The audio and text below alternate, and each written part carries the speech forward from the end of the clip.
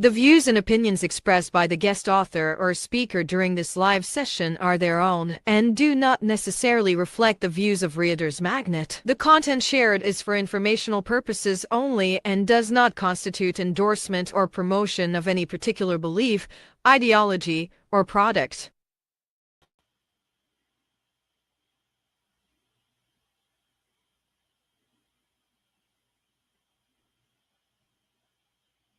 Hello, authors, book lovers,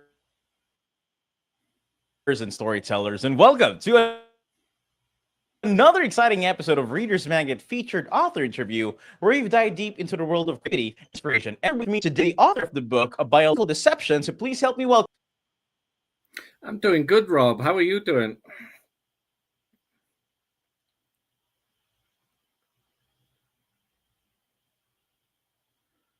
The video's Doing good. Thank you very much for asking me that, Jeff. So again, to all of our viewers and book lovers, though. Yeah, I'm kind of noticing that, but hey, again, everything happens for a reason, and again, we're coming back with the whole thing. So again, to all of our viewers and book lovers, we do have the book available. That is Biological Deception. So we're going to be adding on those links where you can purchase the book and talking more about this book. And if you want to follow along and see what this book is all about, let's ask the author itself. So Geoffrey, talking more about your book and talking about you, but I'd love to talk more about this because I've seen this. You've done a couple of interviews with us. I've seen your author of the hour with Tish Barnard. I even seen your previous author interview with Red, which one of our RM hosts before. And I'm seeing it right here now and talking more about this. And again, since it's a privilege for me to have this discussion with you. I just want to know if you can share a little bit about yourself and how was your journey before being a writer?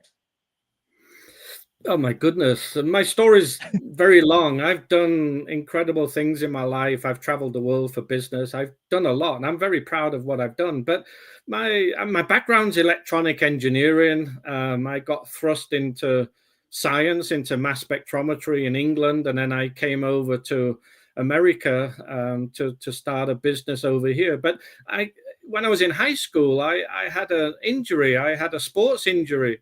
And so I had surgery when I was 17 years old and I had a meniscus removed. Well, nobody knew what that meant until 20 years later. So I'm 37 years old and I'm in trouble. I'm about to lose my left knee. And so the surgeon wouldn't replace my knee back 20 something years ago, 24 years ago. He wouldn't do it. I was too young, too active. So I got sent over to a world-renowned surgeon here in Tahoe, where I live. And he did. I'm learning this later on in life, but he did mammoth experimental surgery. It was groundbreaking stuff, but it was experimental.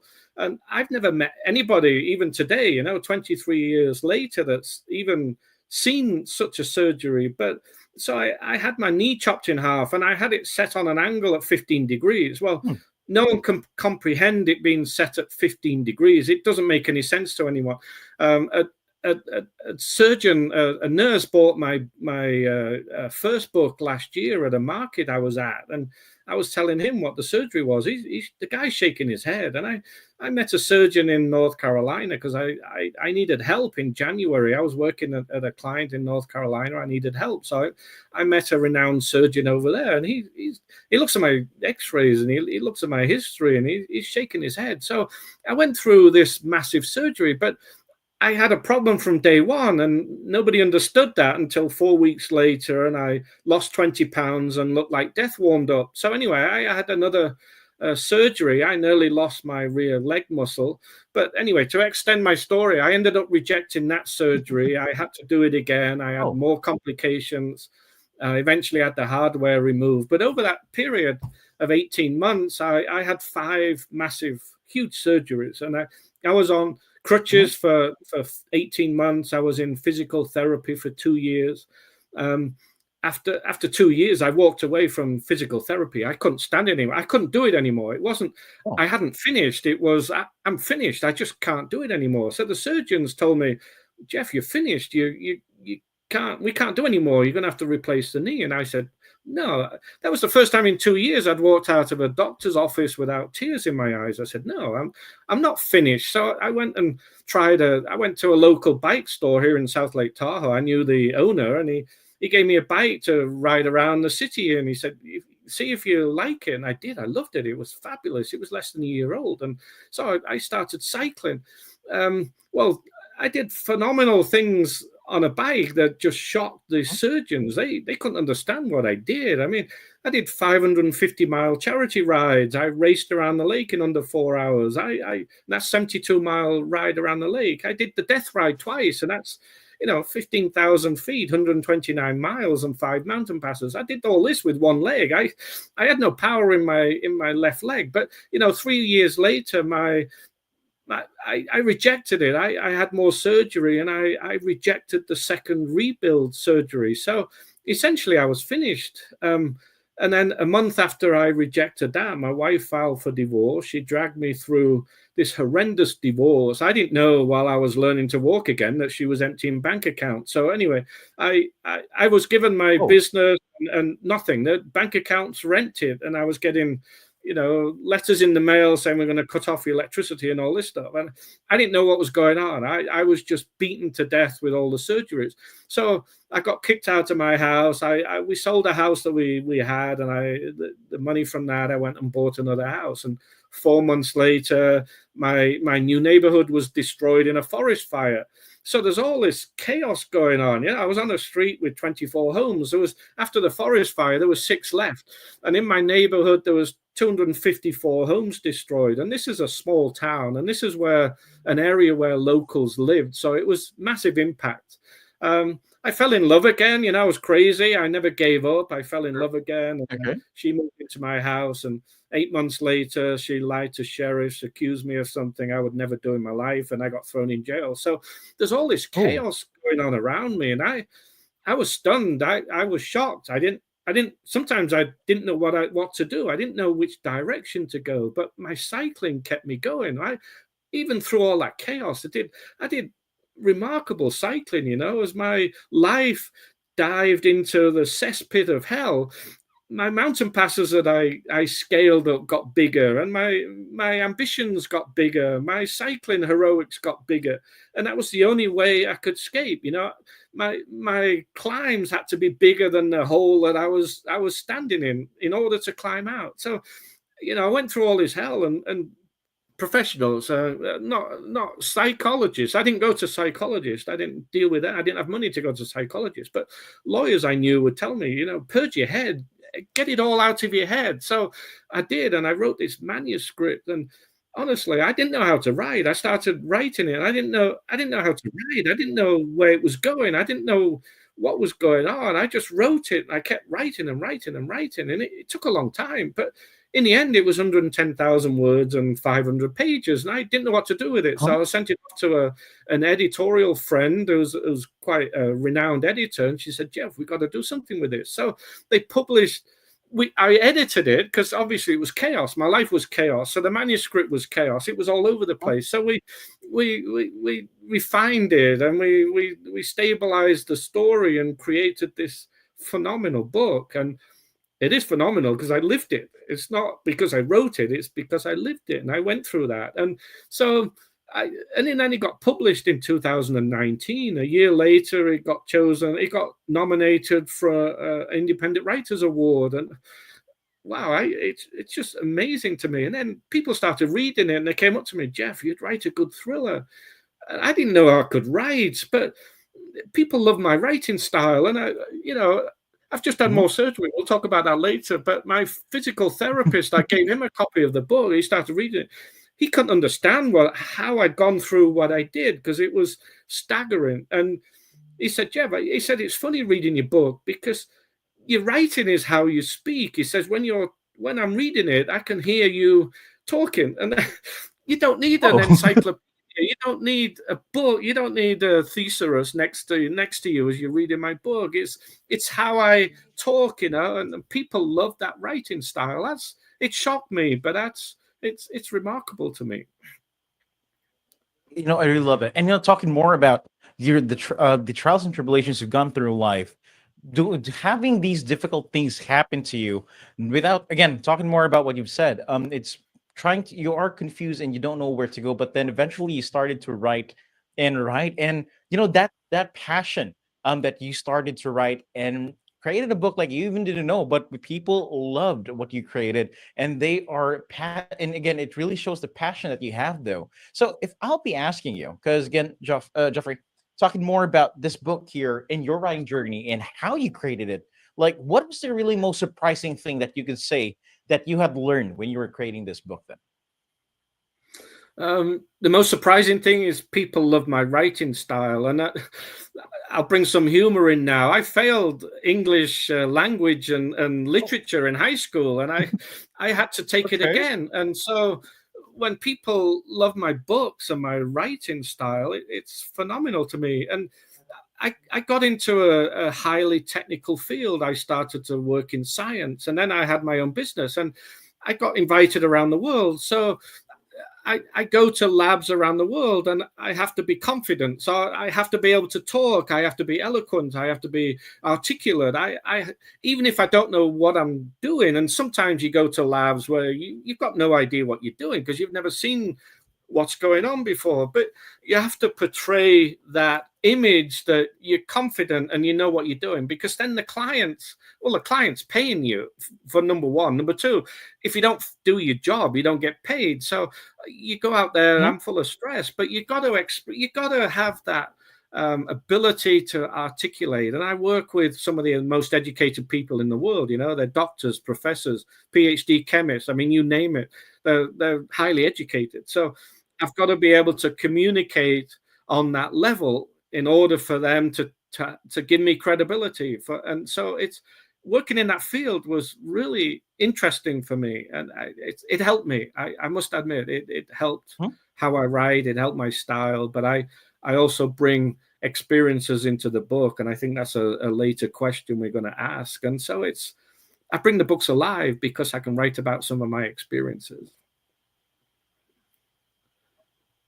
Love that. And talking about, because I do understand that biological deception, which is the book that we're talking here, is it's always has this ring with it, which relates to the experiences that you had as well. And to all of our viewers, if ever you might be wondering, though, Geoffrey has won with the reward he was talking about that he published last 2019. That was his first book, titled Uphill, and that was based again on his soul destroying experience. So you can always check it out, though. It has been nominated for the Colorado Awards, though. You can try to check it out. And this book, this book is it's more of like a spiritual successor on the following books that you have, which is the first part of a trilogy, which is something that you really didn't plan in the first place, if I'm not mistaken here, Geoffrey, correct? No, I didn't. I didn't. I had no idea. That's a story all by itself, because 2020 hit, right? And we all know what happened in 2020, COVID. And then, I'm sorry, I don't believe, I think the virus was real, but it was developed to be an engineered virus. It was developed to be a biological weapon. And people don't believe that either, but when people said you could write a thriller, I sat down and said, okay, let me see if I can try. It's just different genre, obviously, to your autobiography, and writing about yourself. Listeners should try. You should sit down and write a paragraph, write a chapter about yourself. I was told it's the hardest thing to do. So I came off from writing my autobiography, and I sat down and started writing Biological Deception. But I had ideas. The first few chapters were very slow because I didn't know where it was going. The first chapter I knew, and that was an experience I had. I got a call from a Serbian gentleman who wanted me to go and test a diamond in Namibia. So that's how that first chapter came about. And that's why I picked Winoik in Namibia, because that's where I was going to go to test a diamond. Well, 3 weeks later, he was found hanging in his bedroom. So they say it was suicide, but was it? I don't know, because I didn't know him that well. And so I had the first part of the story, the first chapter.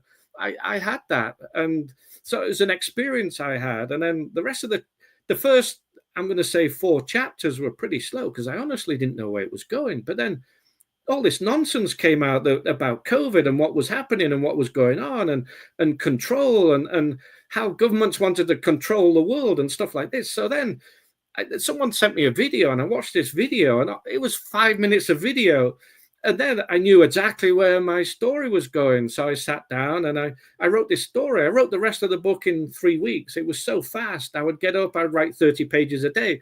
And I was so fast in the story. It took longer to edit. I can't stand editing. That's one procedure I cannot stand in writing, because you can't do it.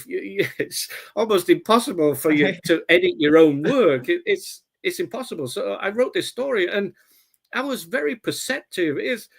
My mind is very strange, and I don't know how I've got this ability. And we'll bring it in when we talk about the next 2 books. But I was very perceptive. I know biological weapons have been developed around the world, because the US has 300 biological labs around the world. And, there's treaties, there's world treaties that prevent all this. But, certain countries don't care. And when the Ukraine war started in 2022, I find out that US had 43 labs in Ukraine, and why? It makes no sense. So I wrote this book, but I didn't go far enough. I think I was on the right path, but I didn't go far enough. So I learned some new things later on, a few years later, and I republished the book last year. I added stuff. I didn't change the story. I just added events that enhanced the story, because that it's DNA. I don't want to spoil the story, but they're doing DNA testing, and they're doing biological weapons based on DNA, right? So I mean, it's remarkable what they're doing and what they're getting away with. But they're not supposed to do that. They're not supposed to be developing biological weapons. It's illegal.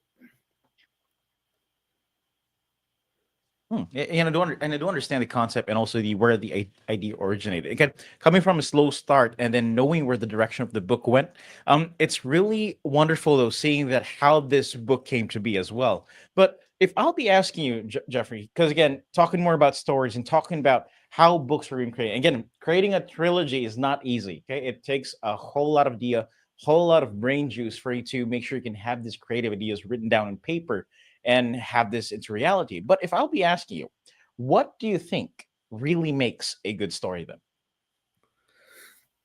I was very careful how I developed the characters. I thought that was important. The story, you got to have excitement in the story. And again, if people have heard my past interviews, they'll know what I'm about to say. I read Jaws before the movie came out in 1975, and the first chapter is one of the best chapters. It was reckoned to be one of the best chapters in a novel. I mean, it was stunning. So you read the first chapter, and you have to keep reading. You can't put the book down. And so that's how I write. So the first chapters, there's things happening. There's explosions, assassinations, there's killings. They're flying around the world. There's things going on in my book. So it gets the reader energized. It gets the reader interested in the story, and they can't put the book down because there's always something going on. But I think I created really good characters, and people think, and I met Lee Child last year, and he's the author of Jack Reacher series, and people think Jack Reacher is him. And he didn't admit to that, but he's a tall guy, and Jack Reacher's tall and big. And so I went up to him and I asked him, I said, it's based on you, kind of, isn't it? He said, yeah. He said, and you alluded to it, if you're going to write a series and you're going to keep the same characters in the series, you've got to be accurate. You can't be changing the character in different books, right? You've got to keep that theme. So you've got to know who you're writing about. So when I developed Daniel Cross, my neighbor said it's me.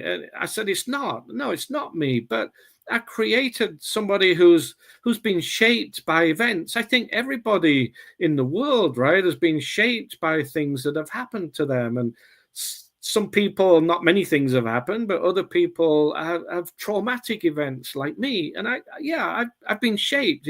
It's impossible. I just had my 15th knee surgery. You can't not be shaped by having this many surgeries. It's impossible. So I developed this character that people like. He's got personality. He's got humor. He's got sarcasm. But he's real. I developed him to sound real. My neighbor thought it's me, but it's not, except I had to write about somebody who I know to keep him True. consistent within the series. Otherwise, it doesn't make any sense. If he's tall in one book and then short in another and slim in one and fat in another, it doesn't make any sense, does it? It's not a trilogy. Those are different books. Those are different stories. But I had to keep the characters, and there's some of the same characters are in the 3 books, and it's important to keep that consistent.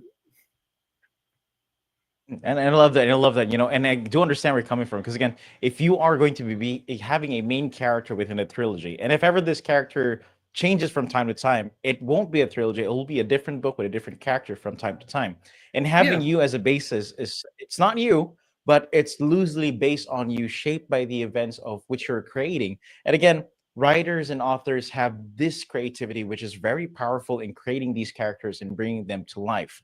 And if I'll be asking you, Geoffrey, talking more about this, because we're talking about this trilogy here that's written by you, The Adventures of Daniel Cross. It's a political thriller here. So within these 2 books, like, people pick up this first book, of course they got to know what's going to be happening next. So what will your future readers be expecting from the other 2 books once they'll start reading this trilogy? I'm going to answer that by answering your last question. I like to bring shock values to the books. So there's always twists and turns and shock values, and I think that's important. And my next book, Art of Deception, it's again, he goes around the world. It's kind of like James Bond stuff. Jack Reacher, they travel. Ryan, the Tom Clancy character, he traveled. Daniel Cross travels around the world, but there's shock values in the books. And I had Art of Deception written up in a local paper. The owner of the paper, she wrote up a review of the book, and she was stunned that I'm not going to say what the shock value is, because it comes towards the end of the book, but there's a shock value that she actually wrote. She said, wow, you put the book down and go, wow, that's how she described it. And it keeps you on the edge of your seat when you're reading. You got to be into the story, right? You got to be part of the story. Sure. The reader has. They've got to be excited by what's going on and understand. And the Art of Deception, biological deception, there's a lot of biology in it, but I don't go too deep.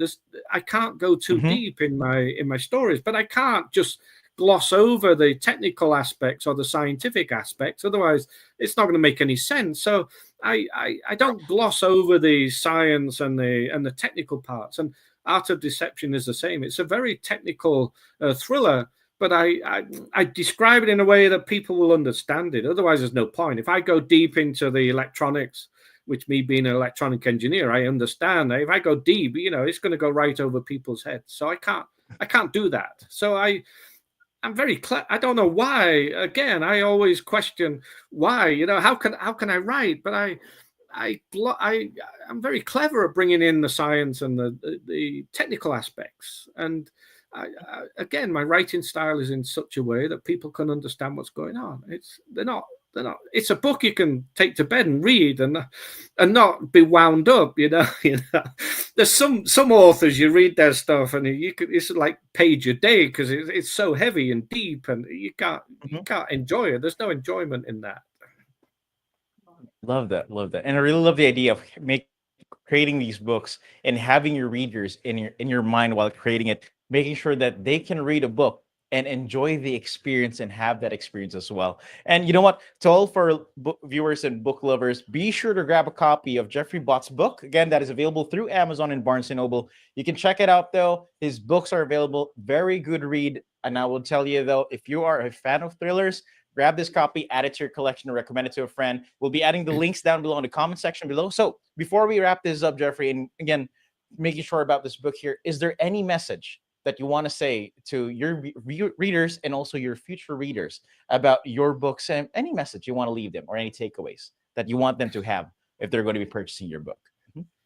People call me a conspiracy theorist, but I'm not. And there was a meme that came out on Facebook the other day, a few days ago, which is funny. It said, soon we're going to have to come up with new conspiracy theories by the end of 2025 because they're all going to be proved right. And, So people say I'm a conspiracy theorist, but I'm not. And I don't believe, I start off with not believing anything the government says. And I think that's a good starting point. But my books are clever in that I muddy, as I say, I muddy the boundaries between fiction and reality. And Art of Biological Deception, I was writing it and I didn't realize how bad biological engineering is. I mean, it's going on in the world. And then I write Art of Deception. I bring up artificial intelligence. I bring up robots. Well, I wrote that in 2021. Now AI and robots are common themes every day, all the news articles. So I brought that, 4 years before anyone started talking about AI and political deception. There's things going on in there. Well, I was in France when I wrote part of that, and I studied. I asked questions. I talk to people. I go, if I'm in a foreign country, I'll ask questions. I'll go and talk to people. I sit in a bar. I'll have a beer that'll last, half a day. I'll just sit there and I'll talk to people. People come out. I'll ask questions. You don't get any answers unless you ask questions. So one of the chapters in Political Deception, I predicted would happen, and it happened the way I thought it would happen. I learned there's a lot of politics is, wow, people are living on edge in France, but that's another story altogether. And I got an email yesterday. Someone posted something yesterday on Facebook, and I bring in a sordid topic in Political Deception because it's reality. I bring in child trafficking into the story because this is real. This is what's going on. And so I wrote this story. It was published 2 years ago, and then someone posted something on Facebook that actually what I wrote in my book is written in this post, 2 years later. I'm very perceptive, but I don't know why. Maybe people call me cynical too, but cynicism is based on experience, and not everything's what you see is not what you see, and it's not what people tell you, and it certainly isn't what the government tells you. So, but that's just me, and that's the story. Political thrillers. That's my 3 books right there. Love that. And again, you know what? Again, so I just want to say this though, Geoffrey. As we come to the end of today's interview, I just want to say this though.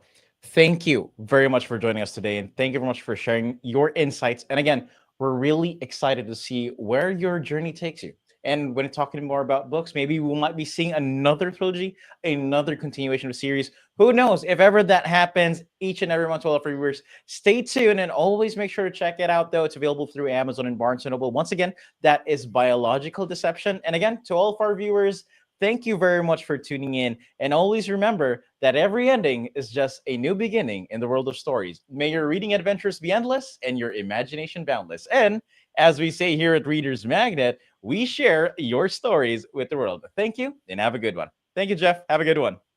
Thank you, Rob. Thank you very much. Good interview. Thank you.